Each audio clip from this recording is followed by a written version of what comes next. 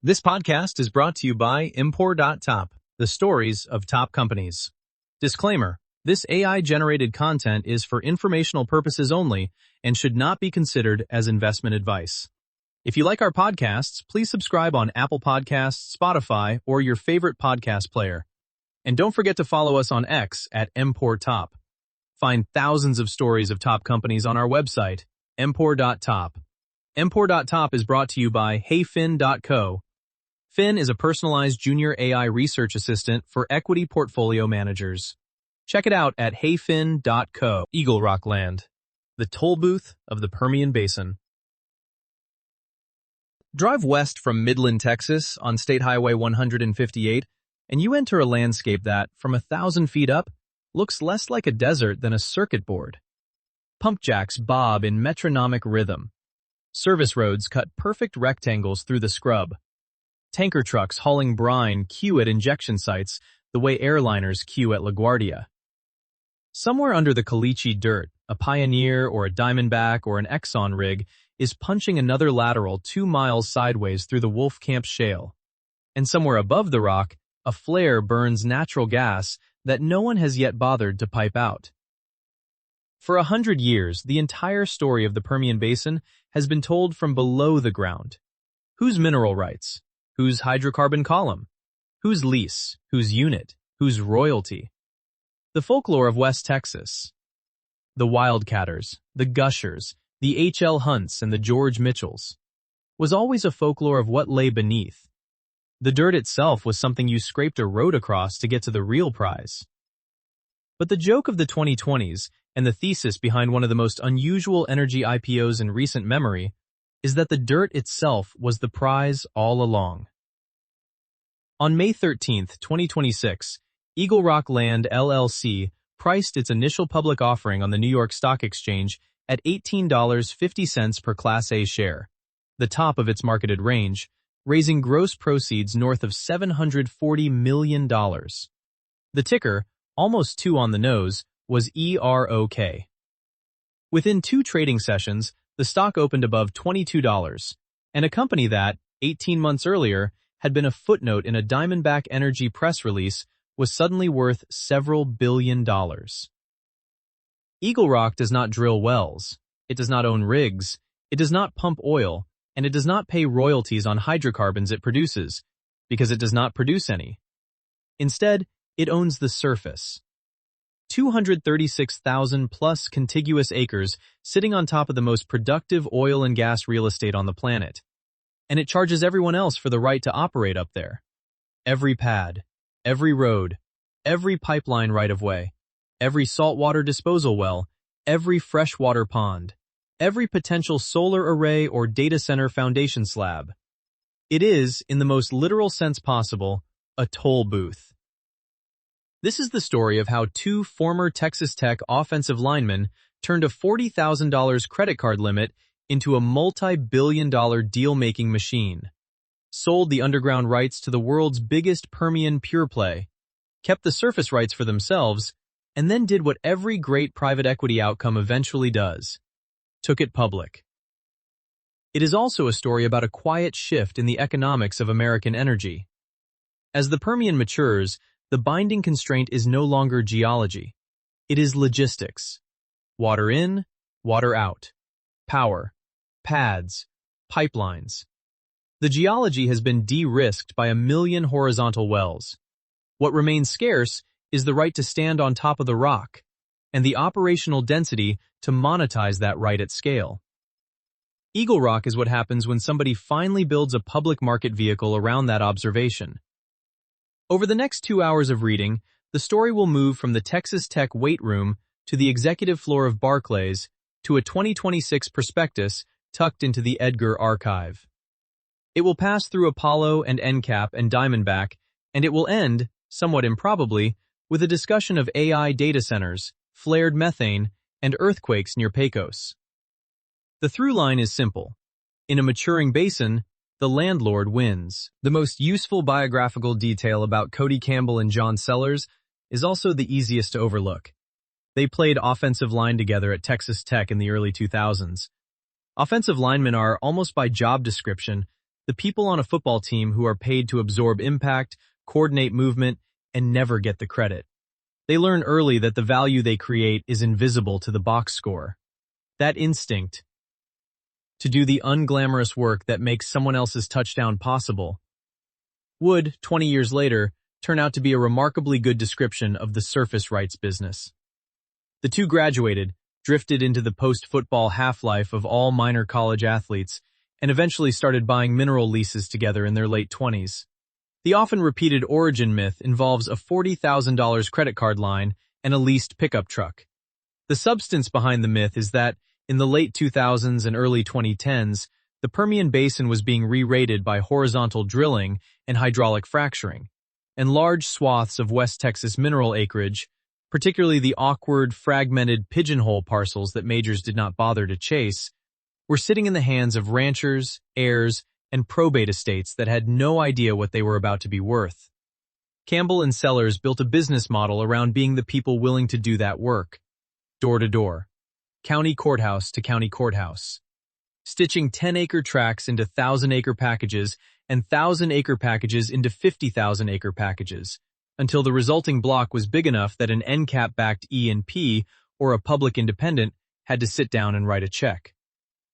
That was Double Eagle 1. They then did it again, with more capital, as Double Eagle 2. Then again with NCAP Investments as anchor financial sponsor, as Double Eagle 3. The exits compounded. By the time the third vehicle was wound down, Campbell and Sellers had built one of the most efficient land aggregation machines in the basin's history, and they had done it without ever owning a drilling rig. The cultural DNA that emerged from this period is worth pausing on, because it explains a great deal about EROK. The Double Eagle playbook is not a geology playbook. It is a Rolodex playbook. It rewards the people who can pick up a phone and reach a county judge, a third-generation rancher, an NCAP principal in Houston, and a Goldman Energy banker in the same afternoon. The moat is reputational. If a private operator wants to sell a 12,000-acre block quickly and discreetly, there is a short list of buyers who can write the check and close in cash. Campbell and Sellers spent 15 years making sure they were on the top of that list. By the early 2020s, the duo were sometimes described, half-jokingly, half-reverently, as the Kings of the Permian, a title that captured both their deal-making volume and a certain bigger-than-life Texan persona. Cody Campbell took a turn into political and civic life, including involvement in collegiate athletics and West Texas philanthropy. John Sellers stayed closer to the deal desk. Together, they ran a machine that, between roughly 2012 and 2024, deployed and recycled billions of dollars of energy capital. NCAP, the Houston-based energy private equity firm, was the constant. Apollo Global Management financed a chunk. The public majors and large independents were, almost without exception, the eventual exit buyers. What matters for the EROK story is not the count of deals or the precise IRR on Double Eagle 3. It is the realization that somewhere along the way, the two of them stopped thinking of land as a thing you flipped and started thinking of land as a thing you held. The drilling cycle is volatile. The surface beneath it is not. The basin will be developed, redeveloped, infilled, refracked, and then someday repurposed. Through all of that, somebody owns the dirt. Campbell and Sellers, by the early 2020s, had quietly decided that somebody should be them. That decision set up the most important pivot in this entire story, the one that takes a private deal-making partnership and turns it into a public landlord with a permanent capital base. Diamondback Energy, ticker FANG, is a $30 billion plus public Permian pure play headquartered in Midland. By 2024, it was on a tear of consolidation, having already absorbed several smaller operators and announced its blockbuster $26 billion all-stock merger with Endeavor Energy Resources.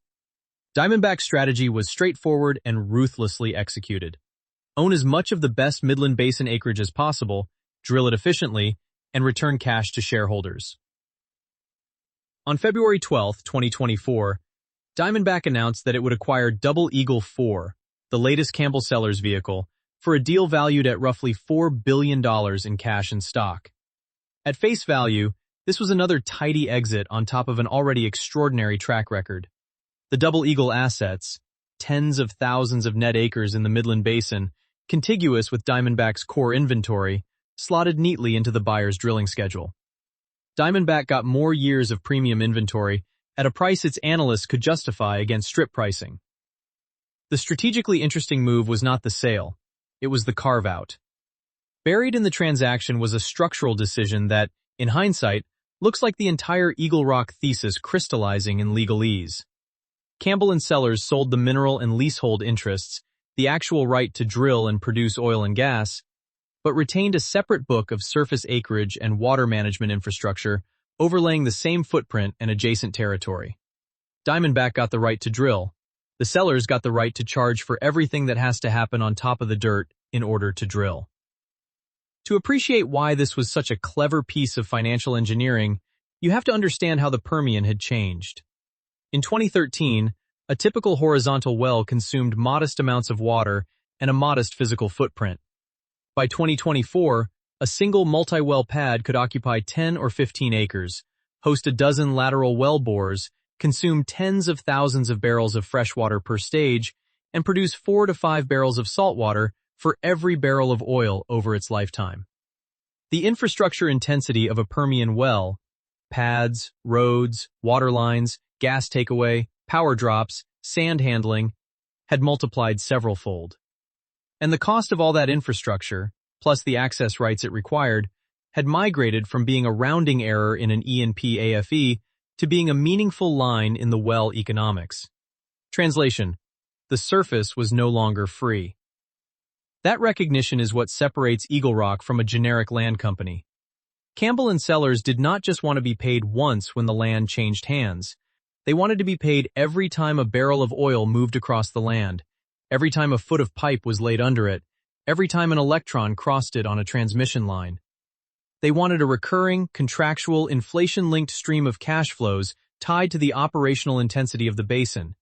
And they wanted it on a balance sheet that was capital light enough to throw off most of its operating income as distributable cash. The vehicle for that idea, formally organized in 2025 and brought to market in May 2026, was EagleRock Land LLC. The S1 made the framing explicit. This was not an E&P company, not an oilfield services company, and not a midstream company in the conventional pipe and processing sense. It was, in management's own preferred phrase, a surface infrastructure company.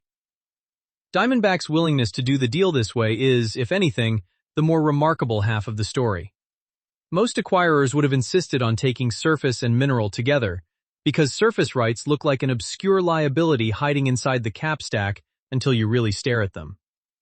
Diamondback, run by operators who actually understood what their wells cost to put in the ground, evidently decided that paying surface fees to a friendly counterparty was a tolerable price for getting the underground rights cleanly.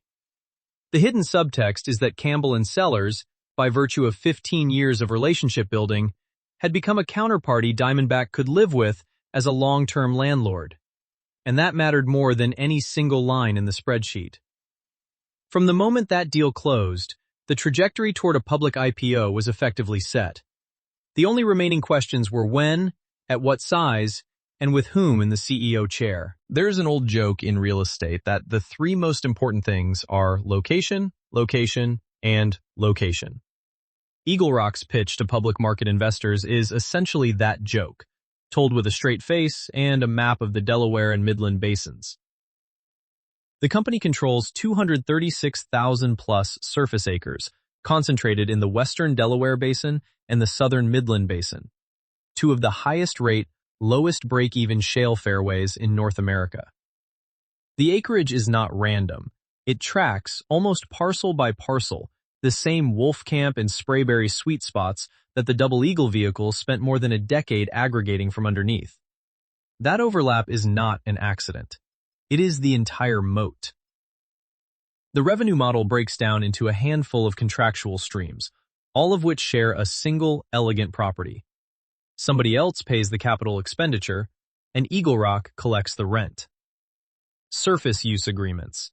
Every time an operator wants to build a well pad on EagleRock land, lay a flow line, cut a service road, install a tank battery, or place a frac spread, they sign a surface use agreement.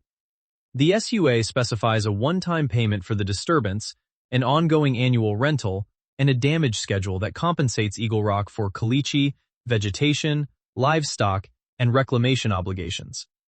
The bigger the pad, and the longer the operations, the bigger the payment. Multiplied across hundreds of pads on a 200,000-acre block, the result is a stream of contracted, predictable, geographically locked-in cash flows. Rights-of-way.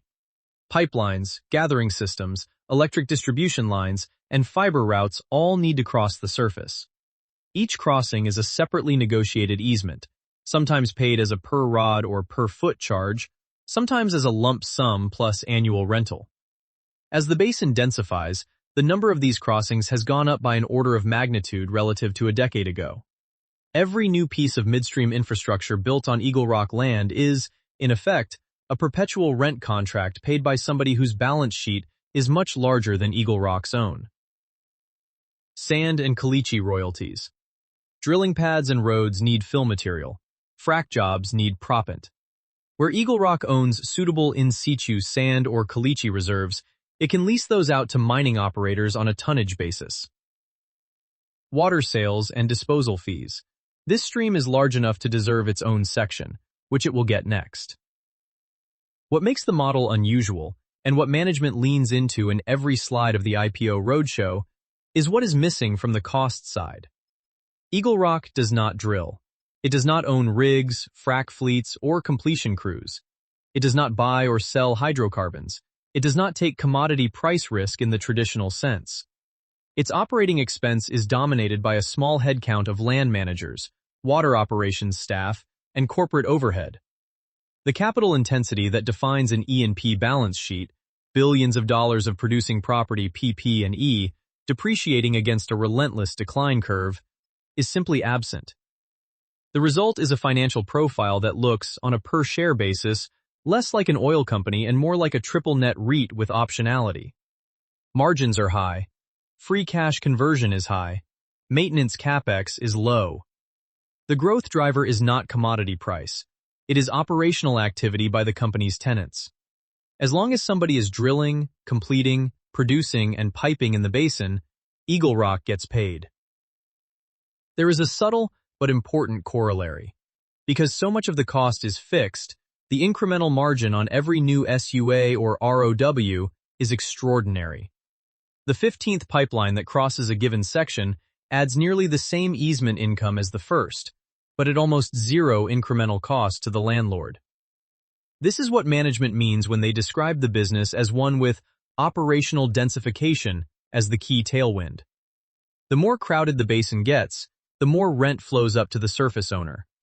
The asset gets more valuable not because the land grew, but because the operations on top of it got more intense. The right historical analogy is not really to a mineral rights royalty trust, even though that comparison gets made constantly. A royalty trust is exposed directly to commodity price and to a specific decline curve. EagleRock is exposed to activity, a far more durable and far more diversified variable. The closer analogy is to a port operator that charges a fee per container regardless of the price of the goods inside the container, or to a tollway operator whose revenue scales with vehicle counts and not with the price of gasoline. In a basin where drilling activity has been remarkably resilient through commodity cycles, that distinction matters. For an investor, the upshot is that the most important question to ask about EagleRock is not where will WTI trade? It is, how many surface disturbances per acre per year will the basin generate over the next decade? Those are very different questions, with very different answers, and the second one is far more favorable to the landlord. Stand on a pad in Reeves County during a hot August afternoon, and the dominant sound is not the rig itself. It is the slow mechanical thrum of pumps. 2 of every 5 barrels of fluid moving across the Permian on a given day is not oil. It is salty, mineral-laden, often radioactive brine. The unloved byproduct of fracking and production, known throughout the industry as produced water. For every barrel of oil that a mature Permian well brings to the surface, it brings up roughly 4 to 5 barrels of this brine. In aggregate, the basin produces north of 20 million barrels of produced water per day. That is a flow rate larger than several of the world's biggest crude pipelines. For an E&P operator, this water is, in a word, a problem. It cannot be released to surface streams. It cannot, in most cases, be cheaply desalinated to a useful standard. It must be either re-injected back into the subsurface through disposal wells or recycled and reused as frac fluid on the next completion job. Both options require an enormous network of pipes, pumps, tanks, ponds, and disposal wells. And every single one of those pieces has to be built on top of somebody's dirt. This is the second, less obvious leg of the EagleRock thesis, and it may, over time, prove to be the more valuable one. EagleRock operates a water management business that does three things at once. First, it sells freshwater and brackish water out of its own on-site sources to operators that need it for completions. Second, it gathers produced water from third-party operators on a per-barrel fee basis, much the way a midstream company would gather gas. Third, where the economics work, it recycles produced water into reusable frac-grade fluid that can be sold back into the next completion cycle, displacing freshwater demand entirely. The structural reason this is so attractive has nothing to do with the per-barrel margin on water disposal, which on its own is modest. It has to do with the layout of the network. Because EagleRock owns the surface, it can build its produced water pipeline grid along the most efficient corridors across its acreage, and it can require third-party operators on its land to tie into the system as part of their surface use agreement. The cost to a competitor of replicating that network is not high. It is essentially infinite, because you cannot build a competing pipeline across a piece of dirt whose owner has already given exclusivity to somebody else. The right-of-way is, by definition, a single occupancy asset. In moat terms, this is a textbook switching cost layered on top of a textbook cornered resource. Once an operator's wells are tied into EagleRock's gathering system, the cost to switch, to re-drill flow lines, recommission another disposal node, reroute capacity, is prohibitive for the remaining life of the wells. And the wells, even on a steep Permian decline curve, last 15 to 20 years. There is also a regulatory tailwind that almost nobody on the IPO roadshow mentioned explicitly, but that hangs over the entire produced water economy. The Texas Railroad Commission, the state agency that regulates oil and gas, has been gradually tightening rules around saltwater disposal in response to the now well-documented link between high-volume injection into the shallow Delaware Mountain Group formations and induced seismicity. A 2026 Commission report logged hundreds of induced events of magnitude 2.0 or greater across the basin in the prior 12 months, with clusters around Pecos and Culberson counties. The Commission's response has been to designate seismic response areas in which disposal volumes are throttled and, in some cases, suspended outright. The net effect of all of this is that disposal capacity has gone from being abundant and cheap to being constrained and increasingly expensive. Operators who once paid a few cents a barrel to inject brine are now negotiating much richer per-barrel rates and longer-dated contracts. Recycling, which used to be a marginal sustainability story, is increasingly the cheapest molecule of water available. And the entity sitting in the middle of that shift, owning the surface, the pipelines, the disposal wells, and the recycling facilities, captures the value that flows through. Put bluntly, as a regulatory matter, the Permian is being slowly weaned off its decades-old habit of free or near-free saltwater disposal. And as a physical matter, the basin is producing more water relative to oil every year as wells age. Both vectors are favorable to a vertically integrated water management business that already owns the dirt. That is why one industry observer described the dynamic at the end of 2025 as water becoming the new oil in the Permian. Not because anyone is going to drink it, but because the right to move it, store it, and recycle it has become a commercial choke point. Cody Campbell and John Sellers are deal makers. They built Double Eagle on relationships, not on quarterly earnings calls. Running a public company is a different sport. One that involves SEC filings, sell-side analysts, an audit committee with actual teeth, and the daily indignity of having an investor relations team email you about consensus estimates. So in 2025, as the path to public markets crystallized, the duo did the smart thing. They hired somebody else to be the public company CEO. That person was Gregory Pipkin Jr. Pipkin is, in some ways, the Campbell and Sellers, where the founders are West Texas deal-making through and through, backslapping, instinctive, comfortable in a hangar in Midland. Pipkin is a former Barclays banker who spent years in the energy investment banking practice, working with public independents on capital markets and M&A transactions. After Barclays, he moved into operating roles, including a stint at Infinity Natural Resources, before being recruited to lead what would become EagleRock Land into the public markets. On paper, he is the institutionalizer, the person whose job is to take a private deal-making machine and translate it into a quarterly cadence, GAAP-compliant, equity research-friendly public entity. His Form 3 initial statement of beneficial ownership, filed on the day the IPO priced, shows a meaningful personal stake in the company, alongside performance vesting equity that ramps over a multi-year schedule tied to growth in distributable surface earnings. That alignment is not just decorative. The deal Pipkin made when he took the seat was, in effect, that he would be compensated based on how successfully he could grow the underlying yield of the surface portfolio, not on how successfully he could grow earnings per share through buybacks or financial engineering. Whether that incentive structure holds up under public market pressure is one of the more interesting questions hanging over the next 3 to 5 years. Underneath the CEO sits a leadership team drawn largely from the Double Eagle bench, plus a CFO with a public company background, and a general counsel imported to manage what is, in regulatory terms, a quite complicated structure. The structural complication is worth its own paragraph or 3, because it is the single most important thing for a public equity investor to understand about EROK. EagleRock came public via what corporate lawyers call an Up-C structure. In an Up-C, the operating business sits in a partnership at the bottom of the capital stack. In EROK's case, an LLC that, for tax purposes, is treated as a partnership. Above that partnership sits a publicly traded C- corporation, which is what the IPO investors actually buy shares in. The C- Corp owns a managing member interest in the LLC. The original owners, Campbell, Sellers, NCAP, and a handful of other private holders, keep their economic ownership down at the LLC level in the form of LLC units, and they hold a separate class of voting stock, Class B, in the C- Corp that carries voting power without economic claims.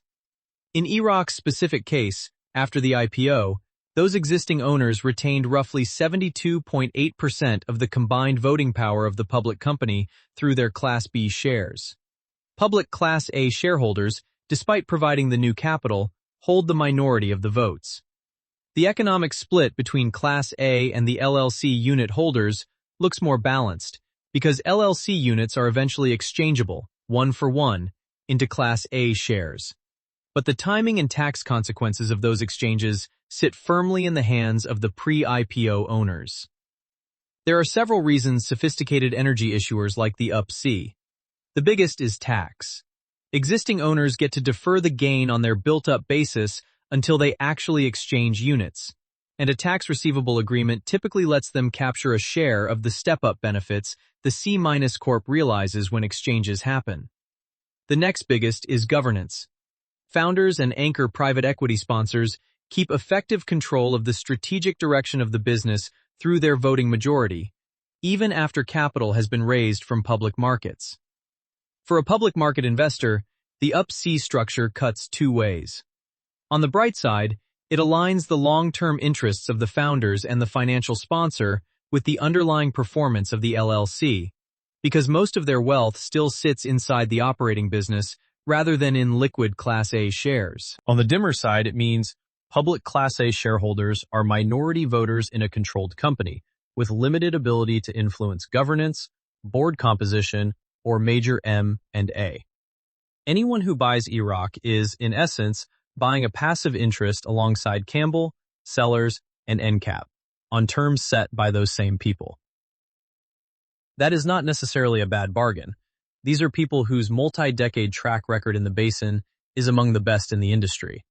But it is a bargain that needs to be entered with eyes open, and it puts the question of management quality and incentive alignment at the very center of the EROK thesis. The most surreal sight in the Permian today is not a flare or a frac spread. It is a converted shipping container, painted matte gray, sitting next to a wellhead in Loving County, humming with the sound of cooling fans. Inside the container, racks of GPUs are training, or at least inferring, on artificial intelligence workloads, powered by stranded natural gas that, 6 months earlier, would have been burned off into the desert sky as a regulatory liability. This is the seam that EagleRock is moving into, and it is the part of the EROK story that most squarely transforms the company from oil field landlord into critical infrastructure platform. 3 macro trends collide in the Permian Basin to make this work. First, the basin produces enormous volumes of associated natural gas as a byproduct of oil production, far more than can be moved out via existing pipelines.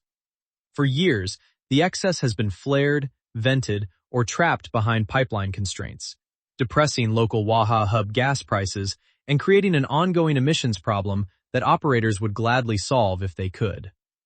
Second, the United States has stumbled into a genuine power crisis driven by AI workloads. Major hyperscalers have spent the past 3 years scrambling for any combination of land, power, and water that can host the next generation of training clusters. Traditional data center markets like Northern Virginia are increasingly capacity constrained. New markets are emerging in places that 24 months ago would have seemed exotic, including very much West Texas. Third, the Permian has land. Lots and lots of flat, cheap, sparsely populated, weather-tolerant land, much of it sitting on top of grid interconnects and adjacent to pipeline infrastructure. It also has, courtesy of EagleRock and a handful of competitors, an emerging class of consolidated surface landlords who can underwrite the kind of long-dated, large-footprint master leases that hyperscalers prefer. EagleRock's stated strategy is to use a portion of its surface acreage to host data center campuses powered in part by behind-the-meter natural gas generation fueled by associated gas that operators on its acreage would otherwise flare. In effect, the company is monetizing 2 stranded assets simultaneously, the dirt and the gas. Neither asset on its own has obvious value. Combined and converted into electrons fed into a GPU cluster, they have very obvious value indeed. The company has also discussed solar development opportunities on portions of its acreage where surface use is not yet committed to active oil and gas operations. And there is some indication of Bitcoin mining pilots that test the economics of using stranded gas to power compute when grid prices spike. None of these are at this stage core revenue lines. They are options. That word, options, is key to the EagleRock story. The acreage portfolio is not just a static collection of rent-paying parcels. It is a long-dated call on multiple secular trends that have very little to do with oil prices. AI infrastructure demand, the decarbonization of compute, the regulatory pressure to monetize rather than flare associated gas, and the gradual conversion of the Permian from an oil basin into a hybrid energy basin that exports both molecules and electrons. A skeptic will rightly point out that, as of the IPO, almost none of this contributes to current cash flow. Data centers and solar farms in the Permian are early. The hyperscaler contracts are still being negotiated.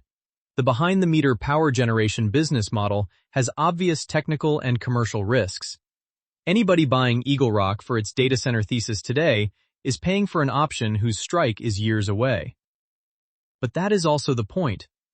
EagleRock is the rare energy IPO where the optionality is genuinely interesting rather than vaporware. Its lowest case is, we collect rent from drillers and water customers for the next 20 years and pay out most of it as cash distributions.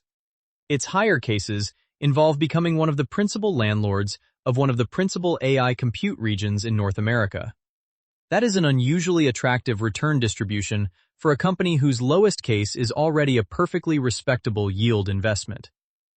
The transition from Permian's landlord to critical infrastructure platform is going to take a decade to play out, and most of the heavy lifting will be done by partners willing to spend their own capital on top of EagleRock dirt. But the trajectory is set. EROK is no longer just an oilfield surface rights story. It is, increasingly, a story about who owns the land underneath the next generation of American industrial build-out. When you strip away the West Texas color and the IPO mechanics, what is EagleRock really? In Hamilton Helmer's Seven Powers taxonomy, the lens through which long-horizon investors increasingly evaluate competitive position, EagleRock displays an unusually clean stack of mutually reinforcing advantages. Cornered resource. This is the strongest of the seven, and the one most directly applicable here. EagleRock owns surface acreage above some of the highest-rate, lowest break-even shale on the planet. That acreage is, by definition, non-replicable. The geology under it cannot be moved, and the surface above any given section can be owned by exactly one entity. Once the basin's surface acreage has been aggregated by a small set of holders, EagleRock, Texas Pacific Land Corporation, Landbridge, and a handful of family ranches, there is no greenfield opportunity for a newcomer. The window has closed. Switching costs. Once an operator's pads, flow lines, freshwater ponds, and produced water gathering systems are physically located on EagleRock land, the cost of moving them is effectively infinite for the remaining life of the development. The capital has already been sunk in a specific geographic spot, and that spot is fixed. Network economies. The water gathering and recycling system gets more valuable as more operators tie into it. Each additional tie-in reduces the unit cost of operating the network and increases the depth of optionality on routing, blending, and storage. The same logic, in a smaller way, applies to internal road and gathering networks. Scale economies. A 236,000-acre contiguous block is administered with materially lower per-acre overhead than 10 23,600-acre blocks held by 10 separate owners. Negotiations with operators are centralized. Legal, regulatory, and surveying costs spread over a larger denominator. The result is a structurally lower operating cost per dollar of revenue than smaller surface owners can achieve. Counter-positioning. This is more subtle. The up-C structure, the deep alignment with NCAP and the founders, and the willingness to operate as a friendly long-term landlord rather than as an extractive monopolist all make EagleRock easier to deal with for the major operators than a pure-play, public surface rights aggregator focused only on near-term rent maximization might be. In a small, repeat-game market like the Permian, that softer style is itself a competitive moat. Now run the same exercise through Porter's 5 forces with a sharper investor's lens. Threat of new entrants. Effectively zero in the Delaware and Midland basins. The land has been aggregated. The remaining unowned, unfragmented surface tracts in the sweet spots are a vanishingly small share of the basin. Capital alone cannot create a new EagleRock. You would need 10 years and a willingness to overpay every existing holder simultaneously. Bargaining power of buyers. The buyers of EagleRock services are the operators that drill on the acreage. Their bargaining power is constrained by the simple fact that their inventory is geographically locked. If you are Diamondback or Pioneer or ConocoPhillips, drilling a section bounded on 3 sides by EagleRock land, you do not have the option to drill the same well in Pennsylvania. You sign the SUA and move on. Bargaining power of suppliers. EagleRock's true supplier is the basin itself, the geological endowment that determines how many wells get drilled and at what rate. The basin is mature but enormous, with several decades of inventory at current activity levels. The supply of drillable rock is, for practical purposes, abundant. Threat of substitutes. This is the most interesting force and the bear case anchor. The substitutes are not other landlords. Those are competitors, not substitutes. The substitute is the entire question of whether the basin matters in 20 or 30 years. If global demand for oil declines materially or domestic policy shifts dramatically, drilling activity drops and the surface rent stream shrinks. EagleRock does not require commodity prices to be high. It requires drilling activity to continue. Substitutes for that activity. At the level of the entire energy economy, are the long-term existential variable. Industry rivalry. Among surface rights holders, rivalry is more cooperative than cutthroat.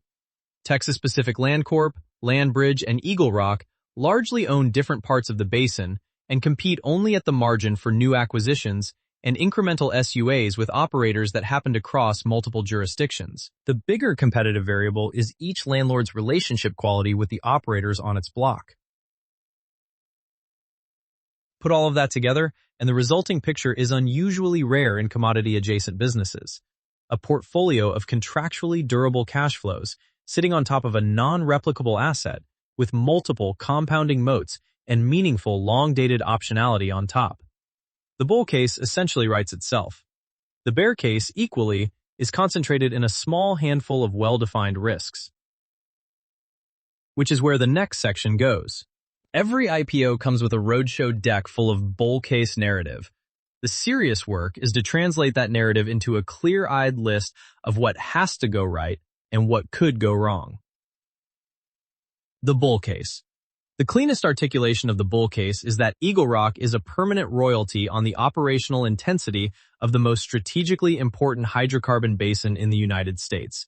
It is structurally inflation protected because rents and fees can be reset or escalated and because surface use volume rises with activity. It is capital light because tenants pay the capex. It is operationally light because the headcount required to administer a static block of land does not scale linearly with the cash flows it produces. It is increasingly diversified, with the water nexus already material and the data center optionality genuinely live. And its largest holders, Campbell, Sellers, and EnCap, have skin, scar tissue, and reputation tied up in its long-term performance. The investor who buys EROK on this view is essentially saying, I want a high-margin, free cash-generative landlord with a once-in-a-basin asset position run by the most respected dealmakers in West Texas with a real chance of being a critical piece of the next decade's data infrastructure on top of being a critical piece of the current decade's oil infrastructure. That is, on its face, a perfectly defensible thesis for a long-duration investor. The bear case. There are three concentrated risk vectors worth taking seriously, none of which is fully resolved by anything in the prospectus. The first is regulatory. The Texas Railroad Commission's response to induced seismicity is still evolving. If disposal restrictions tighten further, operators on EagleRock acreage face higher water handling costs, which they will try to push back into the SUA negotiation. Recycling absorbs some but not all of the pressure. In a worst case, a coordinated reduction in disposal volumes across the Delaware Basin could constrain overall drilling activity for a period of quarters or years, which would dent the volume side of EagleRock's revenue equation, even if the per-unit pricing held. The second is terminal value. The Permian Basin matters enormously in 2026. It matters less, eventually, in a world that has electrified light-duty transportation and decarbonized substantial portions of heavy industry. EagleRock's response to that long-arc risk is its optionality on power, data, and renewables, and that response is plausible, but it is also unproven. The data center revenue line is, at the IPO, a sliver. Whether it can grow to be a meaningful counterweight to a structurally declining oil business in a 2045 scenario is the kind of question that gets resolved by the next 2 decades of capital allocation, not by anything visible today. The third is valuation. EagleRock did not come public cheap. Comparing the implied multiples to Texas Pacific Land Corp., TPL, the original surface rights story, and to Landbridge, LB, the more recent, faster-growing comparable, the IPO priced at a premium that anticipates a great deal of execution. TPL has a multi-decade track record, an ungeared balance sheet, and a long history of returning cash. Landbridge has a younger asset base, but a more aggressive growth profile. EagleRock sits in between, and its acreage quality arguably justifies the premium, but the margin for disappointment is narrower than it would have been at, say, a 20% lower price. The Financial Times noted as much in an April 2026 piece comparing the three. Investors are increasingly being asked to choose between 3 flavors of essentially the same idea, and the willingness to pay up for EagleRock specifically rests on the acreage quality and management track record. There are also smaller, second-order risks worth keeping on the watch list. The Up-C governance structure means public shareholders have limited recourse if the controlling shareholders pursue a strategy public investors dislike. The tax receivable agreement is a real, ongoing cash flow to insiders that reduces what is available to Class A holders over time. Insider lockups will eventually roll off, which means a future supply-demand imbalance on the equity. And the recently announced Double Eagle V Fund, with $2.5 billion of fresh NCAP backing, is a reminder that the founder's attention is divided across more than just the public company. Benchmarking. The cleanest peer is TPL, a longtime stalwart of the West Texas surface rights world, whose story has, over decades, validated essentially the same thesis that EROK is now selling at IPO. Landbridge is closer in vintage and asset profile, but smaller. The Financial Times Surface Wars piece in April 2026 framed the trio as the three flavors of the Permian landlord, with TPL the conservative incumbent, Landbridge the aggressive new entrant, and EagleRock the well-credentialed middle ground. An investor's choice among the three is, in many respects, a choice about how to weight track record against growth, against acreage quality. KPIs to track. For an investor focused on whether the EagleRock thesis is actually playing out quarter by quarter, three numbers matter more than the rest. The first is rig count on EagleRock acreage, the simplest leading indicator of upcoming SUA, ROW, and water-related revenue. The second is barrels of produced water handled per day, with a particular eye on the mix between disposal and recycled water, since the latter has structurally better unit economics and is also a hedge against further regulatory tightening. The third is committed long-term contracts with non-oil and gas counterparties, hyperscalers, power developers, solar operators, because that is the clearest signal that the next act is graduating from optionality to recurring revenue. Everything else, including reported EBITDA and headline distributable cash flow, is downstream of these three. Together, they form a clean, falsifiable dashboard. If activity stays elevated, water volumes grow, and non-hydrocarbon contracts start to appear in the operating commentary, the bull thesis is on track. If any one of them stalls for an extended period, the cleanly compounded story starts to look more complicated. There is a particular kind of business model that once you see it, you start seeing everywhere. The owner of the asset on top of which other people invest their capital. The toll booth on the road that the trucks have to use. The landlord whose tenants pay both the rent and the property tax. The middleman who never touches the inventory. EagleRock land is one of the cleanest examples of that pattern in the public market. It does not produce oil. It does not refine gas. It does not own a single drilling rig. What it owns is the dirt, the right to charge people for stepping on the dirt, and the pipelines and ponds and pads they have to install in order to do anything useful on top of the dirt. In the Permian Basin of the late 2020s, a basin that has gone from frontier to factory to constrained industrial complex, that is an extraordinary asset position.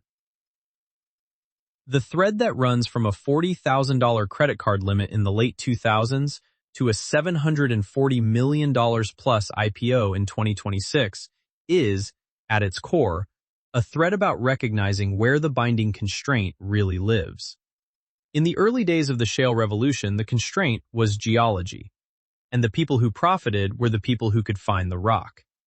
As the rock got commoditized, the constraint shifted to capital, and the people who profited were the people who could raise and recycle private equity at scale.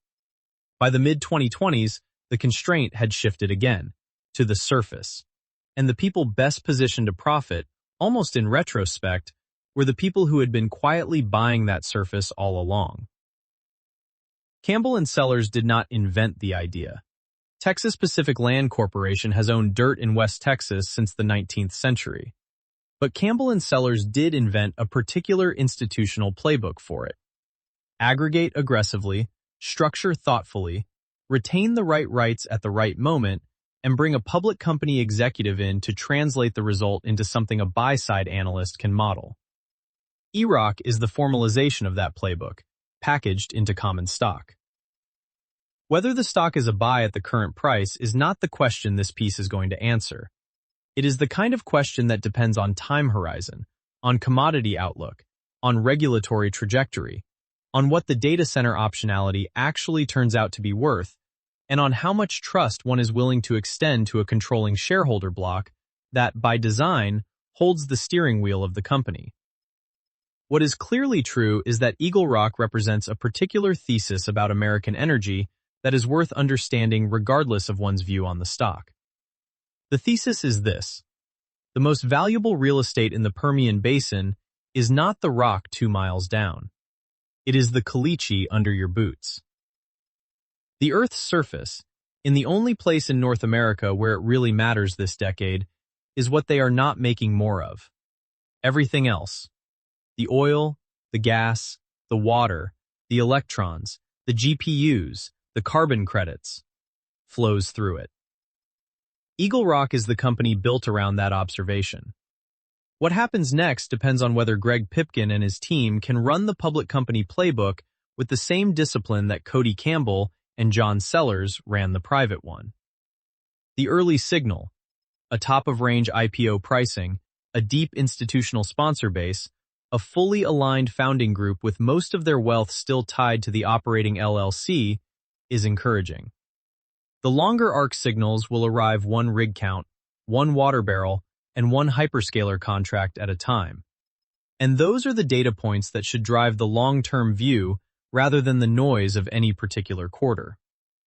For now, EROK sits on the exchange as one of those rare IPOs where the underlying business model is genuinely worth pausing on, regardless of whether one ever takes a position. It is a reminder that the most durable franchises in any cyclical industry are often the ones standing slightly to the side of the cycle, collecting rent while everyone else takes the risk. In the basin they call the Permian, that side, as it turns out, is the top. This podcast is brought to you by Empor.top, the stories of top companies. Disclaimer: this AI-generated content is for informational purposes only and should not be considered as investment advice. If you like our podcasts, please subscribe on Apple Podcasts, Spotify, or your favorite podcast player. And don't forget to follow us on X at Empor.top. Find thousands of stories of top companies on our website, Empor.top. Empor.top is brought to you by HeyFin.co. Fin is a personalized junior AI research assistant for equity portfolio managers. Check it out at HeyFin.co.